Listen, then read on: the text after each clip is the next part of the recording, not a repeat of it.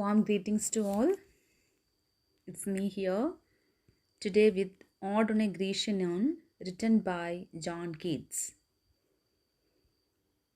Let's go into the life of John Keats before we get into the poem. John Keats, born on 31st October 1795 and died on 23rd February 1821. He was an English romantic poet. He was one of the main figures of the second generation of Romantic poets, along with Lord Byron and P.B. Shelley, despite his works having been in publication for only 4 years before his death from tuberculosis at the age of 25. Although his poems were not generally well received by critics during his lifetime, his reputation grew after his death, and by the end of the 19th century, he had become one of the most beloved of all English poets. He had a significant influence on a diverse range of poets and writers.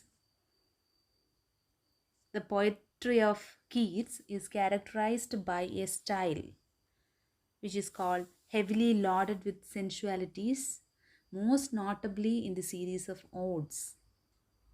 This is typical of romantic poets as they aim to accentuate extreme emotion through an emphasis on natural imagery. Today, his poems and letters are some of the most popular and most analyzed in English literature. Some of his acclaimed works, Ode to a Nightingale, Sleep and Poetry, and the famous sonnet on first looking into Chapman's Homer. Let us go into the poem Ode on a Grecian Urn. Ode on a Grecian Urn was written by the influential English poet John Keats in 1819. It's a complex, mysterious poem which a disarmingly simple setup and undefined speaker looks at a Grecian urn which is decorated with evocative images of rustic and rural life in ancient Greece. These scenes fascinate, mystify, and excite the speaker. In equal measure, they seem to have captured life in its fullness, yet are frozen in time. The speaker's response shifts through different moods, and ultimately the urn provokes questions more than it provides answers. The poem's ending has been and remains the subject of varied interpretation. The urn seems to tell the speaker, and in turn the reader, that truth and beauty are one and same. Keats wrote this poem in a great burst of creativity that also produced his other famous odes, example, Ode on a Nightingale. Though his poem was not well received in Keats' day, it has gone on to become one of the most celebrated in English language. The speaker directly addresses the urn, deeming it a pure partner of quietness itself, as well as the adopted child of silence and vast lengths of time. The urn is a historian of rural scenes which depicts better than does poetry of the speaker's era. The speaker wonders what stories are being told by the images on the urn, whether the figures it depicts are human beings or gods, and which part of Greece they are in. The speaker wonders about the specific identity of the male characters and the reluctant looking women. Nothing the musical instruments on the urn, the speaker questions if the scenes on display represent some kind of delirious revelry. The speaker prizes the music but claims that the music cannot be heard like that on the urn. Even it is better. Even if it is not heard, it is better.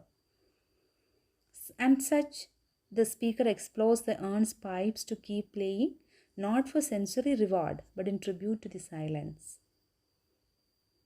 Then the speaker focuses on the young piper sitting under the trees, just as the piper can never stop playing his song, as he is frozen on the urn. So, too, the trees will never shed their leaves, since it is a picture. The speaker then focuses on the scene that depicts two young lovers. Though they are nearly kissing, their lips can never meet. The speaker tells them not to be upset. However, though the kiss will never happen, the man and the woman will always love each other, and the woman will always be beautiful. The speaker now addresses the images of the trees on the urn, calling their boughs happy because they will never lose their leaves and they'll never have to say goodbye to the spring season. The speaker then returns to the piper, whom they perceive as happy and untiring. The piper will play new music for the rest of time. This fills the speaker with thoughts of happiness and love. The figures on the urn will always have happiness to look forward to, always be out of breath from the chase, and always be young. All the passions of the living human world are far removed from the figures on the urn, and these passions cause heartache, lovesick fevers, and thirst. The speaker turns their attention to the another scene on the urn, which appears to depict a ceremonial progression. They notice the figure of shadowy priest leading a cow which is moving towards the sky and is dressed with ceremonial silks and flowers. This image causes the speaker to wonder where those in the procession have come from. Which town by the river, coast, or a mountain has fallen quiet because they have left on this religiously significant morning? The speaker directly addresses this unknown town, acknowledging that its streets are frozen forever in silence. There is no one left who can explain why the town is empty. The speaker takes a more zoomed out look at the urn, noting its shape and apparent attitude. They recap the urn's population of pictorial men and women and its depictions of nature. To the speaker, the urn seems to offer a temporary respite from thought in the same way that eternity does. But this respite seems inhuman or false, leading the speaker to call the urn cold. Inspired by this sentiment, the speaker notes that when everyone in their generation has died, the urn will still be round. It will become an object of contemplation for people without different problems than the speaker's generation. To them, the urn will say that beauty and truth are one and the same. This fact is that it is possible to know, and all that anybody actually needs to know. So in this poem, the meter is found to be iambic pentameter. Although this is a fairly common meter, the poem is so beautifully written that the meter can be quite hard to notice due to how well Keats has used and placed the words. So the language used in the poem is artful.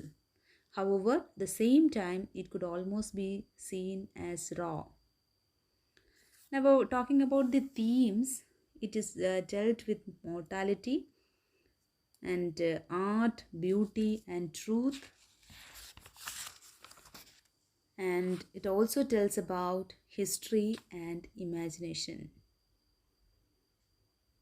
That's all about the poem. Hope you have enjoyed. Thank you.